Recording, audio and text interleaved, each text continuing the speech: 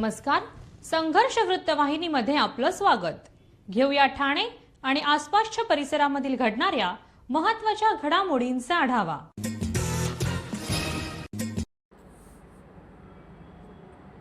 कोकणातील ग्रामीण व आदिवासी भागातील विद्यार्थ्यांना आधुनिक आणि दर्जेदार शिक्षणाच्या मुख्य प्रवाहात आणण्यासाठी कोकण पदवीधर मतदारसंघाचे आमदार ॲडव्होकेट निरंजन डावखरे यांनी डिजिटल आणि ग्रीन शाळांचा दुहेरी संकल्प मांडत माणगाव तालुक्यातील विविध शाळांना डिजिटल शैक्षणिक साहित्याचं वाटप केलं आहे. वनवासी कल्याण आश्रम, महाराष्ट्र संचलित कैलासवासी विजया गोपाळ गांधी अनुदानित प्राथमिक व माध्यमिक आश्रमशाळा उत्तेकखोल येथे कार्यक्रम उत्साहात पार पडला. आमदार निधीतून आयोजित या उपक्रमांतर्गत शाळांना संगणक, CPU, मॉनिटर, प्रिंटर आणि डिजिटल शिक्षणासाठी आवश्यक अत्याधुनिक साहित्य प्रदान करण्यात आलं आहे. यावेळी बोलताना आमदार ॲडव्होकेट निरंजन डावखरे यांनी म्हटले की आजच्या काळात प्रत्येक शाळा ई-स्कूल होणं आवश्यक आहे, मात्र त्यासोबतच त्या ग्रीन स्कूल देखील झाल्या पाहिजेत. शाळांनी ऊर्जेच्या बाबतीत स्वयंपूर्ण होण्यासाठी सोलार प्रणालीचा अवलंब करणं ही काळाची गरज आहे.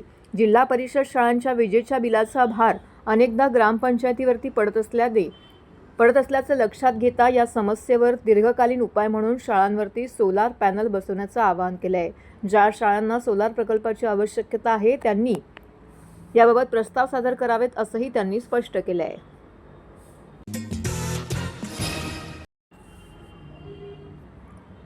जांभी नाका येथील ऐतिहासिक श्री छत्रपती शिवाजी महाराज मैदानामध्ये आनंद चॅरिटेबल ट्रस्ट आयोजित चैत्र नवरात्र उत्सव दिवसेंदिवस जल्लोषात साजरा होतोय. या उत्सवाच्या चौथ्या माळेला कलर्स ऑफ बॉलिवूड या विशेष सांगीतिक कार्यक्रमाचं आयोजन करण्यात आलं होतं. किरण वेहले आणि त्यांच्या टीमने सादर केलेल्या सुश्राव्य गाण्यांनी संपूर्ण परिसर दुमदुमून गेला, तर उपस्थित महिलांनी जुन्या गाण्यांच्या तालावर ठेका धरत उत्सवाचा आनंद लुटला. प्रेक्षकांच्या प्रचंड प्रतिसादामुळे आणि आग्रहास्तव हा कार्यक्रम तब्बल 4 तास रंगला. बॉलिवूडच्या सुवर्ण काळातील गाण्यांनी उपस्थितांना मंत्रमुग्ध केलं. या सोहळ्याला NDTVचे एक्झिक्युटिव्ह एडिटर जितेंद्र दीक्षित यांनी सहकुटुंब उपस्थित राहून देवीची मनोभावे पूजा आणि आरती केली. आमदार जगन्नाथ अभ्यंकर यांनी शिक्षक वर्गासह उपस्थित राहून दर्शन घेतले. युवा नेते आविष्कार भुसे आणि त्यांच्या पत्नी लतिशा भुसे विचारे यांनीही आदिशक्तीचे दर्शन घेऊन उत्सवामध्ये सहभाग नोंदविला. यावेळी ठाणे जिल्हा प्रमुख केदार दिघे, उपजिल्हा प्रमुख प्रदीप शिंदे, शहर प्रमुख अनिश गाडवे, महिला संघटिका रेखा होतकर, ठाणे महानगरपालिकेचे नगरसेवक शहाजी खुसपे उपस्थित होते. या कार्यक्रमाच्या प्रसंगी उपस्थित मान्यवरांचे शिवसेना नेते माजी खासदार राजन विचारे, माजी नगरसेविका नंदिनी विचारे यांनी सर्वांचे स्वागत केले.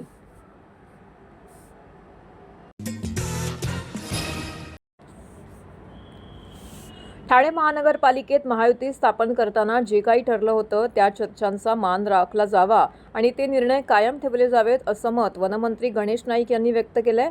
वर्तकनगर येथील भाजपच्या ठाणे विभागीय कार्यालयामध्ये शुक्रवारी झालेल्या पत्रकार परिषदेमध्ये ते बोलत होते.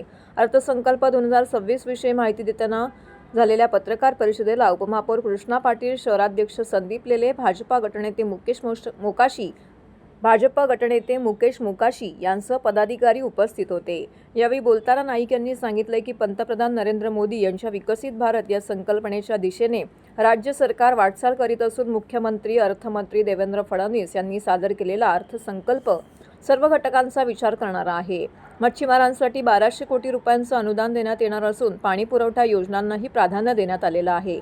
शहरी भागामध्ये 135 MLD तर ग्रामीण भागामध्ये 56 MLD पाणी पुरवठा वाढवण्याचं नियोजन असल्याची माहिती त्यांनी दिली आहे.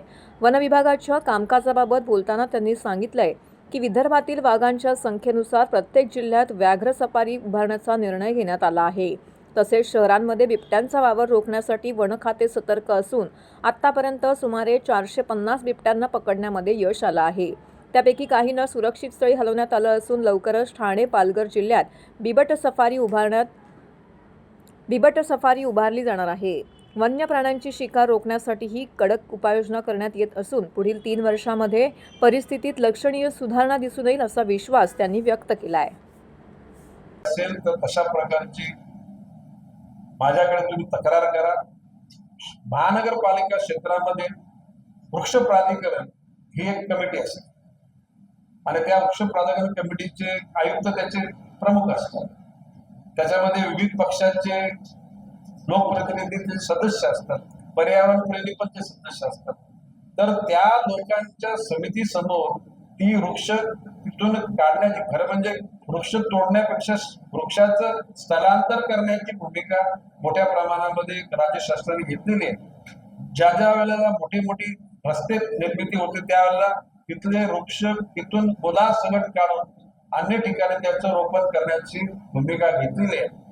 चुकीच्या पद्धतीने जर कोणी वृक्ष तोडले असतील तर तुम्ही तक्रार करत त्याची उच्चस्तरीय चौकशी करून त्या तोडणाऱ्या लोकांना पनिश करण्याचं काम आम्ही निश्चितपणे करू.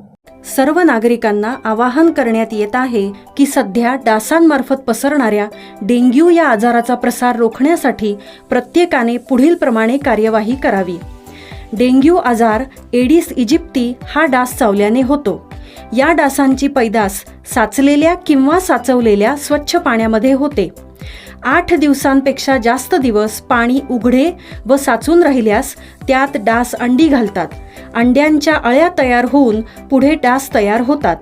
यासाठी आपल्या घरातील पाणी साठे, उदाहरणार्थ बॅरल्स, पिंपे, टाक्या, हौद, रांजणे इत्यादी दर आठवड्याला रिकामे करून घासून पुसून कोरडे करून पुन्हा भरावे. 1 दिवस कोरडा दिवस म्हणून पाळावा. पाणी साठ्यांना घट्ट झाकणे बसवावीत किंवा जुनी साडी, चादर, धोतर यांनी बांधून झाकून ठेवावीत, म्हणजे डास त्यात जाऊन अंडी घालणार नाहीत. घराच्या गच्चीवर, आजूबाजूला, अंगणात कोठेही पाणी साचू देऊ नये. भंगार सामान उघड्यावर टाकू नये. उदाहरणार्थ टायर्स, प्लास्टिक सामान, कुंड्या, टाकाऊ वस्तू इत्यादी. अशा सामानात पावसाचे पाणी साठून त्यात डेंग्यूच्या डासांची पैदास होते. घरातील कूलर्स, फ्रीजच्या पाठीमागील ट्रे हे देखील वेळोवेळी कोरडे करावेत. लक्षात ठेवा, नुसत्या फवारणीने डास घनता कमी होत नाही, तर त्यासाठी डास पैदास ठिकाणे नष्ट करणे ही आपल्या सर्वांची जबाबदारी आहे. कोणताही ताप अंगावर न काढता जवळच्या शासकीय रुग्णालयात मोफत औषधोपचार घ्या. अशा प्रकारे नागरिकांनी सहकार्य केल्यास डेंग्यूचा प्रसार रोखणे सहज शक्य आहे.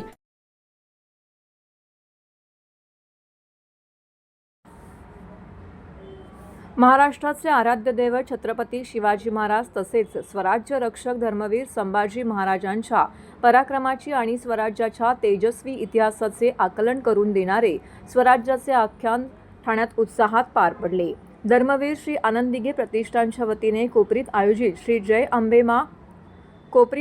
श्री अंबेमा चैत्र नवरात्र उत्सवामध्ये उपस्थित भाविकांना पराक्रम, त्याग आणि स्वाभिमानाची अनुभूती लाभली. या प्रसंगी अभिनेते सिद्धार्थ बोडके यांची प्रमुख उपस्थिती होती. राज्याचे उपमुख्यमंत्री एकनाथ शिंदे यांच्या पुढाकाराने धर्मवीर श्री आनंद दिघे प्रतिष्ठानच्या वतीने ठाणे पूर्वेतील कोपरी येथील संत तुकाराम महाराज मैदानामध्ये चैत्र नवरात्र उत्सव निमित्त सहस्रचंडी हवनात्मक नवकुंडीय महायज्ञ सुरू आहे. या धार्मिक सोहळ्यात दररोज शेकडो भाविक दर्शन व भंडाऱ्याचा लाभ घेत आहेत.